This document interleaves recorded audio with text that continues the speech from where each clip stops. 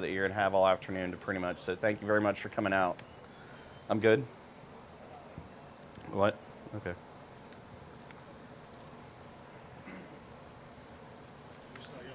I'm waiting for the hand signal. I'm good? Okay, great. Well, hey guys, my name is Gene. I'm with Sony Digital Imaging. I'm here at lovely Adorama in the heart of Manhattan with a lot of group of lovely, lovely people here. And what we're going to be doing is trying to show off and talk a little bit about the brand new a7R III, which drops on November 30th.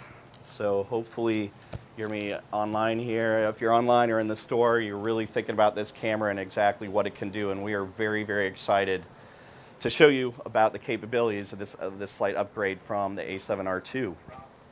So as we go along, a lot of the ways that I present is I kind of do a little bit of free form. I do techie, but I know that a lot of you have some specific questions, at least those of you that are here. So what I'm going to do is we're going to try to do some in-store just interaction, and then outside of that, before we start shooting, so that we make sure that we're going to cover all the bases that people at home or online, at work, right in here are going to be able to, take. So, and if I don't know the answer, I'm just going to try not to make something up, okay? So I know a lot of you guys are pixel peepers, so I'll try to keep myself honest. So first off, we're going to talk about the R. How many of you have shot with the a7R series cameras? Anybody in here? Okay. First off, what does the R stand for? Resolution. The R stands for resolution. So this camera boasts a mighty 42 point something megapixel camera, 40 megapixel sensor.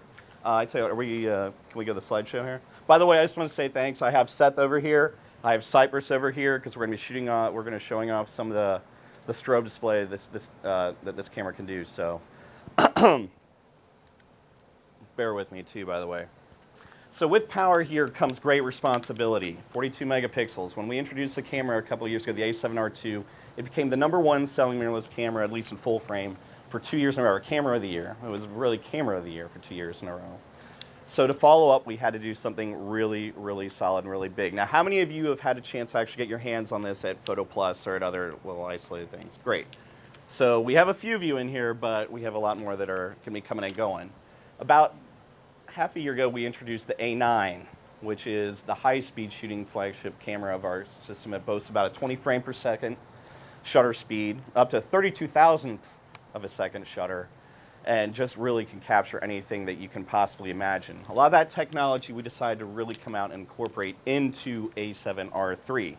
So it's a 42.4 megapixel sensor, which is almost equivalent the same as the a7R II. Why is it the same? Probably because if it's not broke, don't fix it, all right? A lot of what we were getting feedback from pros like yourself, or any of the fine art photographers we have out there, high fashion, where that they needed more frames per second, more strobes. With the A9, could shoot 20 frames a second, but it couldn't accommodate, especially with speed lights or strobes. So what we did was we put in a 10 frame per second mechanical shutter into this body, which will act on electronic as well as mechanical. Now what we're going to do over here in the next couple of minutes, we're going to talk about what's new in the a7R III. We're going to, while we're in the shooting gallery, we're going to also show some of the cool things we're going to do, especially the fast autofocusing speeds. But we also want to kind of get into the nuts and bolts and get under the hood of it, besides the physical appearance, what makes this camera so special. So those of you that are on the weight side that do want to know about the weight differentiation, does anyone know what the a7R III weighs versus the a7R II? I know, I actually had to look this up too, so on into Sony's archives, they let me in there. So basically this camera weighs about 675 grams. The a7R II weighs about 625. You got a nice beefier stock, a nice thicker handle, plus you have the addition of a nice few little items in here that we're gonna be going for. But the main feature that keeps me very happy is the addition of the joystick, the multi-selector switch that we do have, which is basically going to help you rotate and basically go around all the flexible focus spots you could possibly need. That's one of the things that our system was a little bit lacking. The A9 introduced it, and thankfully that's something else that we've popped into play here. What else do we have? Battery life. Battery life for the A7 series as a whole was kind of one of the bigger complaints that we'd ever had as far as reliability for the camera when you're out in the field. It does really well. It did really well, especially with such a small body. It was really hard to incorporate something that was going to give a lot more firepower. So basically we introduced the NP-FZ100, which is rated at about 2.2 times the battery size. And I think that's conservative. I think you're going to find a lot more battery life out of that. Also, 15 stops of dynamic range. A7R2 was rated at 12.3. I can't count as far as stops of dynamic range go, but from my shooting experience with this camera for the past couple of weeks, I have found that it is very usable. No anti-aliasing filter like that it was on A7R2. So any of you that are like Leica shooters, love a lot more pop and sizzle in your image, you're going to get that back in this camera as well. That's another feature that the A9 did not carry over. High dynamic range video. We're not going to go really into a lot of that today, but there is a nice little hyper gamma in there that is going to bring out a lot more of the shadows and highlights so you're going to feel for real use video. And if any of you do have any questions on video coming out of this, we're going to go over that, okay? So just go one-on-one with any of us. We've got Jason Etzel back there. He's going to be able to help you out. He's one of our other techs over here in the New York area, and we'll discuss that. Other things. What's another thing? Dual card slots. Thank you. Just everyone say thank you. Basically, you now have a UHS 2 speed slot right in the bottom end. You've got UHS 1. You can do more power, more different shooting combinations than ever seen before. I can't even go through all of them. However, what you want going to one card and one going to the other. USB 3. You now have USB 3 slots, as well as your mini terminal, which you found in almost all of our other Sony mirrorless cameras. So theoretically, you can actually charge and power this camera as well as shoot tethered all at the same time. So you do have that same terminal. You also have companies like Tether Tools coming out that will be using USB-C cables now, especially when you're trying to throw about 12, 20, 30, 80 megabyte RAW files across over to your computer. So that's a very, very big asset. The LSI processing. Basically, that's a new feature that came over from the A9 that's basically going to give you a much faster image processing, which allows for a faster buffer. We're going to talk about this. I'm just going through a little bit of this right now, just to skate over it, but we've got some more in-depth slides here as well. 76 raw shooting buffer on the A7R3. A7R2 probably, conservatively, I think, had about between 5 and 7, maybe even 9. Touch focus. A lot of people really have been requesting touch focus. Since I joined the tech team probably about 2 years ago, I think that the touch focus feature was the highest requested feature out of anyone from a pro to consumer or hobbyist that they really wanted to see. So we do have touch focus in these cameras now, just like in the A9. And those of you that love to use third-party strobes, we do have a PC sync slot now in here, okay? And it syncs at about 1/60th of a second. Any questions before we start moving into this camera? Anybody got anything? Okay, anybody? All right, cool. Now we go into the under the hood. So it's a 35 millimeter full frame 42.4 megapixel XMOR sensor. The ISO range is expanded. It's up to 100 to 32,000. A7R2, excuse me, excuse me. Just kidding on that. Basically, the A7R2, I believe, was up to 28, around the bouts. 15 stops of dynamic range, we had talked about that. 14-bit RAW with a 5-axis image stabilizer, which does increase to about 1.2 stops over A7R2. We've got almost twice as fast autofocusing speeds across the board. That includes eye autofocus, video tracking focus, 4K high definition HDR video, wide dynamic range, and basically the touchscreen, which we talked about. Let's talk about here, just a few seconds here, about as far as the image stable, the focusing points. They both support 399 phase detection autofocus points, but the main difference that we're going to see here from the contrast side is the addition of 425 contrast detection points, up from about 25 on the A7R2. So what's that going to mean for you guys? What does that do? Sorry? I can't hear you.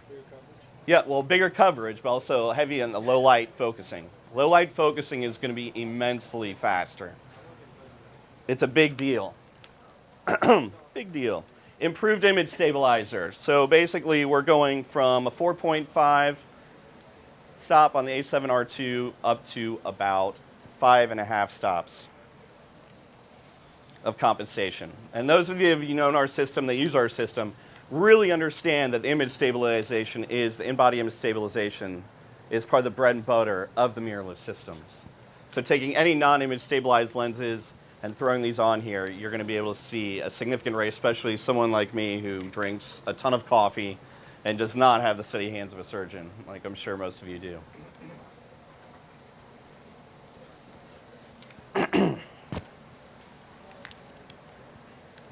No, back up here. Sorry, my presentation's going nuts here. 10 frames per second shooting. We talked about this a little bit beforehand. From a strobe standpoint, especially when you're using partner strobes like Profoto, for example, Chrome, our own speed lights, high-speed sync is a big deal, all right? And the frames per second is definitely going to get you where you need it to be, especially when you're doing portraiture, high fashion, weddings, a lot of different types of applications.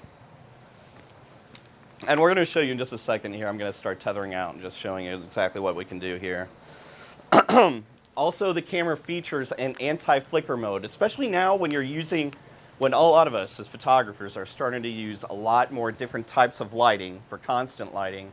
A lot of the worry that we get in is that type of banding, that you're going to get in certain types of lights.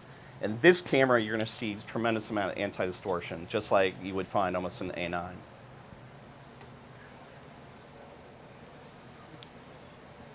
ISO 25.6, sorry, just remember the a7R2 clocks up, that is expandable. 25.6 was the maximum ISO range. Autofocusing speeds, twice as fast. So when you have a 4-year-old that's careening all around your living room and you have a little light set up, and you want to try and get a standstill or anything, that's what you get.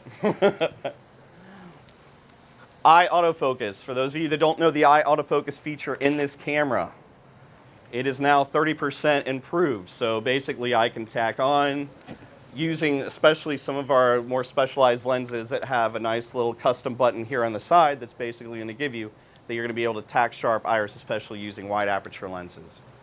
So 30% faster eye autofocusing. These the added contrasting system, autofocusing system is also going to give you more improved focus peaking. So those of you that do a lot of video, that use a lot of manual focus glass, that need that type of compensation, it's going to give you a lot more consistent than the prior models. Those of you, this is like a Simulux, by the way. So if I was testing out the new, I think Photodiox is a new autofocusing adapter for Leica glass, and it's pretty impressive using contrast autofocusing. So in lower light situations, it absolutely crushes. Plus, you have the addition of a 3.6 million dot EVF. So the a7R2 was 2.63 million dots. This is now going to be where you want to go, especially if you're using manual focus glass and you want to be more dependent on your eye, okay? It also has improved autofocus and focus magnification, which the other models don't have.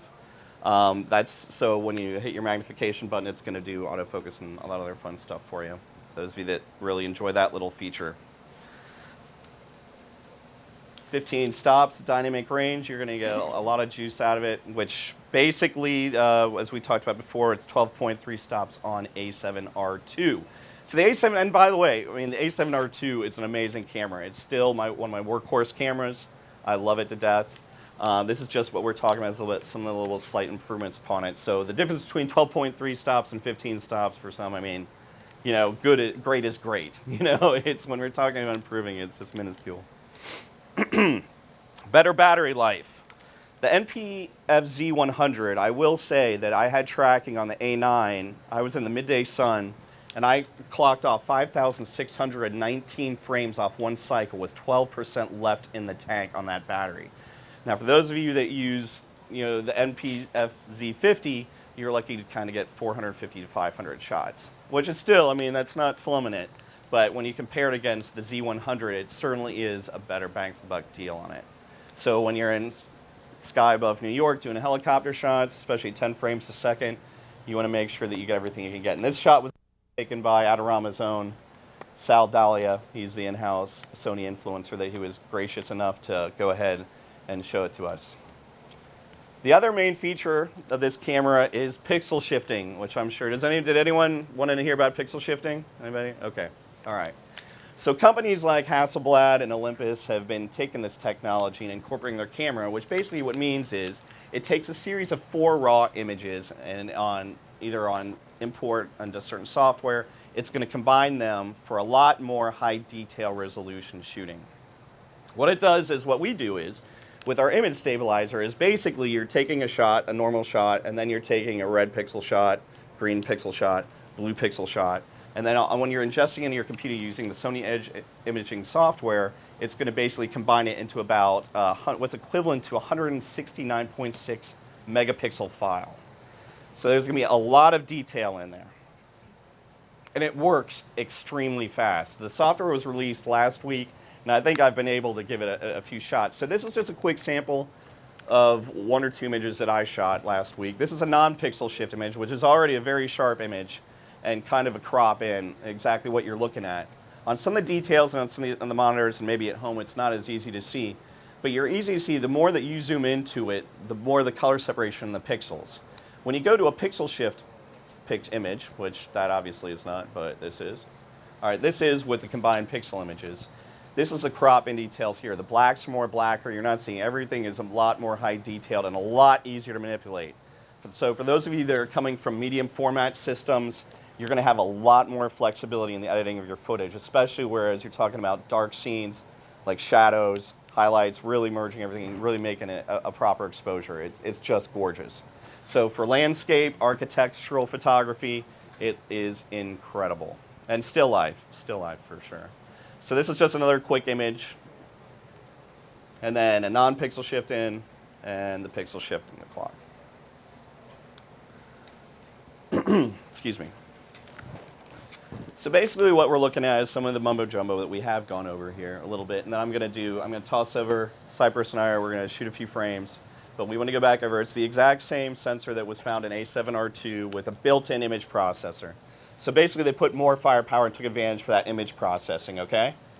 No optical low-pass filter. You've got the 5-axis in-body stabilizer, 14-bit RAW formats across the board. And then, of course, the wonderful pixel shifting feature.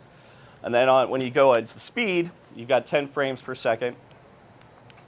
Electronic shutter as well as 10 frames per second. 47% coverage across your surface. 399 face detection autofocus points. 425 contrast performance. Doubling the performance on your eye autofocus. And up to 2 times autofocus speed. Any questions? Anybody got it? We good? We good? Okay.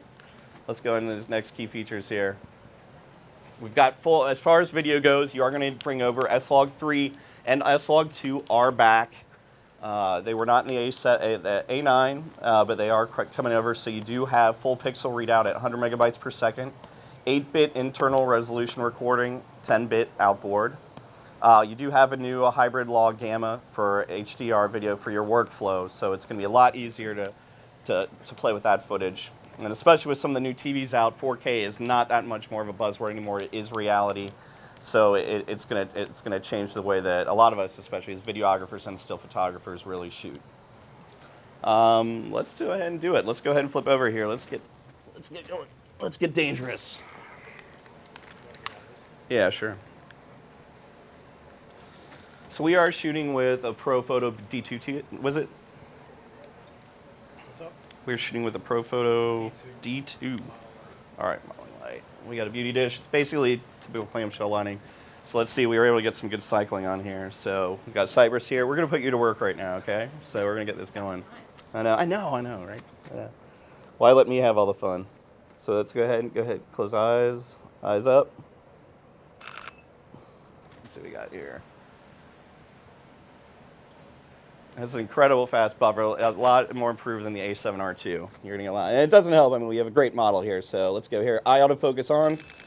There we go. Nice cycling.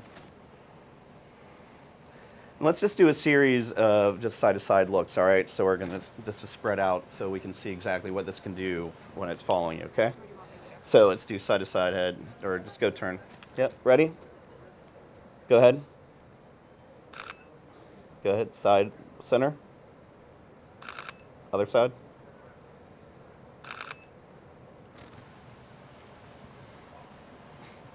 So it's just following, and I'm using eye autofocus that whole time. So I basically have the new 24-105 G series lens here, and basically what I'm doing is I'm just holding and engaging my autofocus, and it's following her all across the frame.